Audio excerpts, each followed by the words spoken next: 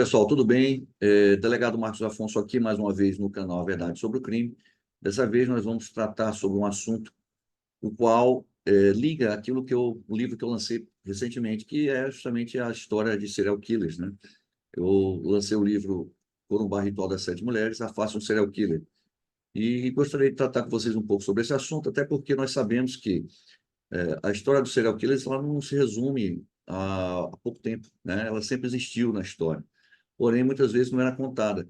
Quando, na década passada, perdão, no século passado, na década de 60, o FBI, após uma investigação profunda, um trabalho muito aprofundado e realmente científico, começou a colocar nomes, né, a dar nomes a esse tipo de crime, e surgiu aí a denominação assassinos em série, tá?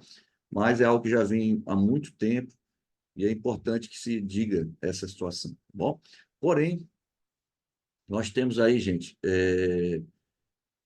o primeiro serial killer que foi é, reconhecido na história, né? Esse é um fato interessante porque, como eu falei para vocês, há muitos anos, sempre existiu, né? O psicopata, o serial killer, porém, não era muito reconhecido, até porque há muitos anos atrás, há muitos milhares de anos, já tem essas barbáries que sempre existiram na face da Terra, muitos que tinham esse perfil, na verdade, eles já eram exaltados, né? Até porque ele aparentava ser grandes e bravos guerreiros, mas normalmente eles já colocavam ali para fora aquele desejo de crime, de morte que eles tinham, tá bom? Mas, reconhecidamente, nós temos o primeiro serial killer da história, que foi também um herói, né? Um herói francês, como sempre acontece com esse serial killer, ninguém diz de cara que ele é realmente um psicopata, um marginal perigoso, e ele foi um herói francês, tá? Vamos falar de Gilles de Reis. Ele nasceu em 10 de setembro de 1404, na região de Anjou, oeste da França, que havia se reunificado lá com a coroa francesa em pouco menos de 70 anos, né? Vindo de uma família nobre, ele sempre já aparentava, já desejava realmente ser um garoto muito preparado, era uma pessoa preparada, estudioso das línguas, vários idiomas, era uma pessoa que tinha apreço pelas artes e também pelas artes da guerra, tá? E foi sempre um garoto prodígio, né? Para você ter uma ideia, com 7 anos ele já era fluente em latim e outras línguas, né? Ele dividia sua educação em desenvolvimento intelectual e moral com a disciplina militar. Bom, ele e o irmão René de La Suze, entretanto, ficaram órfãos, né, de pai e mãe, e são colocados sob a tutela do avô materno, Jean de Craon, um homem de fama não muito boa, que tentou casar o neto mais velho, então com 12 anos, com uma criança, já Jean Payet, e herdeira mais rica da Bretanha, que ela tinha 4 anos na época. Não foi aceito isso, nesse plano não deu certo. Tentou novamente casar o neto com a Beatriz de Rohan, sobrinha do Duque da Bretanha, mas também não deu certo. E em novembro de 1420, ele aumenta consideravelmente sua fortuna ao casar o seu neto com a Catherine de Troyes, da Bretanha. Esse caso, inclusive, ela é herdeira da La Vendée e de Poitou, né, uma região da França. Mas há um fato interessante nessa história de que o avô determina que ele vá sequestrar essa moça. Ela é sequestrada e há uma batalha muito forte para tentar recuperá-la. Nessa luta, inclusive o pai dela falece, é morto. E isso aí, quando ele casa com ela, ele termina assumindo, né, termina casando ela com esse indivíduo mesmo, com o Gilles de Reis, e ele terminou sendo um dos mais ricos da França, tá? Para ter uma ideia, a fortuna dele era maior do que o próprio rei Carlos VII. Bom, o casamento favoreceu Gilles, né, que ascendeu socialmente às custas da fortuna da esposa, algo muito comum à época também, na Idade Média, né? E Gilles passa a ser lorde, né, e cavaleiro da Bretanha, tá? No Anjou e no Poiou, né? E aos 16 anos ele entra para a carreira militar, participando das negociações para a liberação de João VI, duque da Bretanha. Então, prisioneiro de guerra, ele libertando o grupo, perdão, libertando o duque, Gilles, ele entra para a graça da nobreza, né? Além de receber um generoso pagamento. Em 1425, ele é admitido na corte do futuro rei Carlos VII, então herdeiro ao trono, e aprende as maneiras cortês ao estudar o Delfim, como ele era intitulado, o rei. Entre 1427 e 1435, Reis atua como comandante do exército real francês, né? Ele recebe o título de marechal das armas da França, um título maior da nobreza francesa, do exército francês, perdão. deu fama por sua bravura e tenacidade, tá, gente? Em 1429, ele luta lado a lado com quem? Nada mais, nada menos que a Joana d'Arc. Uma personagem que tem toda uma história para chamar de sua, né? E lutando nas campanhas de Joana contra os ingleses, estando inclusive com ela quando se iniciou o cerco de Orleans. E ele vence essa batalha, ela vence essa batalha. Em 17 de junho de 1429, é escolhido como os portadores da Santa Ampola durante a coroação de Carlos VII, e é escolhido como marechal da França, o máximo posto militar da França.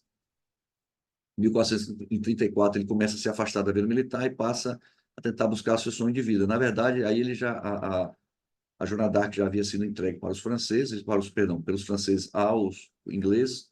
Lá ela é julgada e condenada à morte na fogueira, né? E depois disso, depois de uns 3 anos, mais ou menos, 3 ou 4 anos, ele se afasta do exército e ele coloca na cabeça que quer construir a Capela dos Santos Inocentes, né? Que ele mesmo havia desenhado. E a encenação também, gente, da própria Batalha de Orleans. Ele é uma peça muito extravagante, para você ter uma ideia, tinha mais de 500 figurinos, era muito grande, isso era um custo imenso, né? E ele passa a gastar toda a sua fortuna e quase entra em falência, né? É aqui que a vida de Gilles começa a se aproximar do bizarro e do oculto, tá? Ele começa a colocar na cabeça que ele pode recuperar muito dessa fortuna através do ocultismo, né? Então, ele quebrado, afastado da corte, sem atingir seus sonhos, Gilles de Reis, né, vira a sua atenção para a alquimia, tá? Porque, na época, era um assunto muito em voga, durante o século XIV e XV. Logo se interessa, alegadamente, pelo satanismo também, tá bom? E uma tentativa de ganhar fortuna, sabedoria e poder. E ele procura pessoas que façam a ligação dele com o demônio. Em setembro de 1440, ele é preso, tá, pessoal? Levado a julgamento em Nantes, que é o centro político da Bretanha. É julgado por 2 tribunais separados, o primeiro por eclesiástico, né, e depois um civil. O primeiro ele diz que não, que é presidido pelo bispo de Nantes, ele não reconhece. Ele não reconhece o tribunal e se recusa a pleitear as acusações. Ameaçado com a excomunhão, ele reconhece a autoridade do tribunal e se declara inocente das acusações, tá bom? Isso aqui, só para deixar claro, ocorre um fato interessante, que ele se meteu, teve muitas dívidas, né, criou muitas dívidas na época, e uma das dívidas deles era com um cidadão que era irmão de um padre. E ele sequestra esse padre para tentar negociar sua dívida, né? Ou seja, extinguir sua dívida. Porém, em vez de acontecer isso, mesmo com todo o poder que ele tinha, ele mexeu com a igreja, né? A época muito forte, e veio tudo à tona. Tá bom? Ele então é acusado pela igreja de heresia e feitiçaria, o primeiro caso na história da Inquisição. E pelo Duque da Bretanha, ele é condenado pelo sequestro e pelos assassinatos de aproximadamente 140 a 200 crianças. E é bom deixar claro que essas condenações elas foram feitas na base da tortura também, essas confissões, né? Mas ele, inclusive, antes de ser torturado, a história conta que ele resolveu falar. Tá? Agora, realmente é um fato interessante, inclusive, que diz que o seu irmão, René, se tornou, quando o avô morreu, ele ficou como chefe da família, né? Controlando os bens da família. E um dos castelos em que o Gilles vende para uma pessoa, uma propriedade que ele vende, um outro nobre, quando chega lá, ele fica espantado com a quantidade de ossada, de corpos de criança que ele encontrou. Porém, isso aí foi, na época, abafado, né? Até porque o próprio irmão não queria que a família se envolvesse numa situação como essa. E também as vítimas eram vítimas de camponeses, então eles não se interessavam por isso na época, tristemente falando, mas é verdade.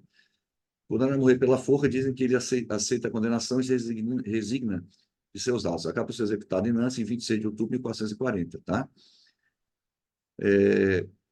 Gilles supostamente inspirou o conto folclórico do Baby Blue, né, gente? Barba Azul, um homem que seduz, casa e assassina a 7 esposas. A versão mais antiga do conto chega nos nossos dias, de Charles Perrault, publicada na data de 1697. Bom, pessoal, então essa é a história de Gilles de Rais, tá? Foi o primeiro serial killer reconhecido pela história. Não que ele tenha sido o primeiro realmente que tenha existido no mundo, né? Nós sabemos que isso aí vem de muito tempo e está intrínseco na natureza humana, infelizmente, nós sabemos disso aí. Mas é algo que é interessante que se saiba, até porque é importante para que possamos entender a história desses indivíduos tão perigosos que vivem entre nós. Você vê, um herói que lutou com a Joana d'Arc, uma santa canonizada pela Igreja Católica, se transformou nesse monstro, né? Dizem até que na época da guerra, dos 100 anos, quando ele lutava lá na guerra, entre uma batalha e outra, ele determinava que pessoas de sua confiança fossem buscar garotos e garotas, né, 4 a 15 anos, mais ou menos, através propostas, né, de alimento, de comida, de outro local para dormir, e as pessoas, os garotos iam para lá, chegavam, não saiu mais, tá? Que ele já matava essas crianças. Então, tem muitas histórias. Claro que, na época, a forma como se investigava isso era uma forma muito brutal, mas ficou comprovado, segundo historiadores, que realmente Gilles de Rais foi o primeiro serial killer registrado da história. Tá bom, gente? Então, quem gostou, deixa o like aí e pode seguir o nosso canal A Verdade sobre o Crime, que vão ter vários assuntos, vários temas, não só serial killers, mas outras coisas. Vamos tratar ainda outros pontos sobre a questão dos serial killers, tá certo? Então, obrigado, gente. Um abraço a todos. Fique com Deus.